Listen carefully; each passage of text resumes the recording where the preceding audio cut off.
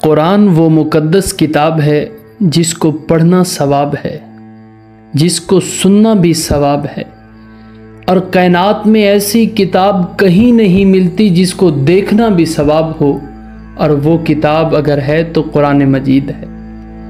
इस रूए ज़मीन पर जितनी किताबें हैं, सभी किताबें याद करने और इम्तिहान देने के बाद इंसान भुला देता है। एक से दूसरी बार पढ़ने को दिल नहीं करता। लेकिन कुरान वो मुक़द्दस किताब है जिसको जितनी ज़्यादा पढ़ोगे, हर बार पढ़ने का एक नया लुत्फ़ मिलता है। और कुरान का अगर एक लफ्ज़ दिल के निया खानों में उतर जाए तो सांस तो टूट सकती है मगर वो लफ्ज़ नहीं भूल सकता। और जिस जगह कुरान की तिलावत की जाए, रिवायात में आता है जिस मकाम पर, जिस घर में कुरान की तिलावत की जाए, वो जगह, वो मकाम, वो घर आसमान वालों को इस तरह रोशन और मुनव्वर दिखाई देता है जिस तरह ज़मीन वालों को सितारे रोशन और मुनव्वर दिखाई देते हैं। अब मर्जी आपकी है कि आप अपने घर को वीरान और तारीक छोड़ दें या कुरान की तिलावत करके अपने घर को आसमान वालों की निगाहों का मरकज़ बना लें। और खालिक़े कायनात ने बड़े खूबसूरत अल्फाज में कुरान की शान बयान की। फरमाया, लौ अंज़लना हाज़ल कुरान अला जबलिन लरअयतहु खाशियम मुतसद्दियम मिन खशियतिल्लाह, कि अगर हम इस कुरान को पहाड़ पर नाजिल कर देते तो आप देखते वो पहाड़ झुका हुआ होता और वो पाश पाश हो जाता।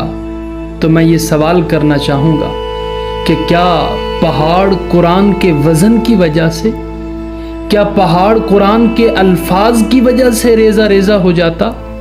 अरे कुरान तो एक बच्चा भी उठाए फिरता है। कुरान आज भी हमारे ताकचों की जीनत बना हुआ है, उनको तो कुछ नहीं हुआ। अरे नहीं, कुरान के अल्फाज और सहीफे की वजह से नहीं, बल्कि वो पहाड़ कुरान के नूर की वजह से रेजा रेजा हो जाता। मगर अफसोस, कुरान तो आज भी पढ़ा जाता है मगर हमारे दिलों पर असर नहीं करता। कुरान आज भी पढ़ा जाता है मगर वो चाशनी, वो रूहे बिलाली नजर नहीं आती हमें कहीं भी कि जो कुरान को महसूस करने वाली हो। सहाबा कराम जब कुरान पढ़ते थे तो दिलों पर वजद तारी हो जाता था, आंखों से आंसू बहने लगते थे। मगर आज कुरान हमारे दिलों पर असर क्यों नहीं करता? रिवायात में आता है जब बंदा एक गुनाह करता है तो दिल पे एक स्याह धब्बा लग जाता है। जैसे गुनाह बढ़ते जाते हैं वो स्याह दाग भी बढ़ता रहता है, और एक वक्त आता है कि दिल ऐसा स्याह हो जाता है कि फिर इंसान को नजर नहीं आता कि नेकी क्या है और बुराई क्या है। इंसान का दिल गाफिल हो जाता है। हुजूर अलैहिस्सलातु वस्सलाम ने फरमाया कि इंसान का दिल जंग-आलूद हो जाता है। सहाबा किराम ने अर्ज की, हुजूर इसकी कोई इलाज भी तो होगा इसका? तो आपने फरमाया कि जब दिल जंग आलूद हो जाए तो फिर तुम कुरान की तिलावत किया करो और मौत को कसरत से याद किया करो, तुम्हारे दिल मोम की तरह नरम हो जाएंगे। तो जो बंदा कुरान पढ़ता है, कुरान उसके दिल पे असर करता है, फिर उसे पता चलता है कि मैं क्या पढ़ रहा हूँ, मुझे चाशनी महसूस हो रही है। और हज़रत अली फरमाते हैं जब मेरा दिल करता है मैं रब से बातें करूं फिर मैं नमाज पढ़ता हूँ, और जब मेरा दिल करता है कि मेरा रब मुझसे बातें करे फिर मैं कुरान की तिलावत किया करता हूँ। तो अगर आप भी चाहते हैं कि आप रब से बातें करें, आपका रब आपसे बातें करे, आप उस लज्जत को महसूस करें, तो उठाइए कुरान और कुरान की तिलावत शुरू कर दीजिए। मगर अफसोस कि हमने इन सब चीज़ों को भुला दिया।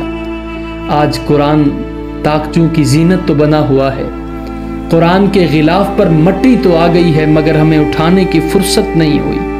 हमने कुरान तब उठाया जब कसम उठानी थी, कुरान को तब हाथ लगाया जब बेटी का रिश्ता करना था।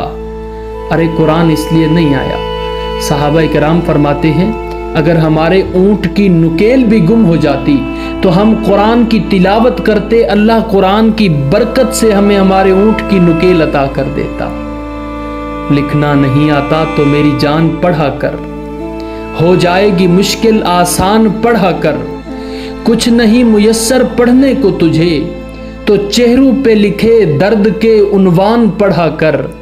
लारैब तेरी रूह को तस्कीन मिलेगी, तू कुर्ब के लम्हात में कुरान पढ़ा कर।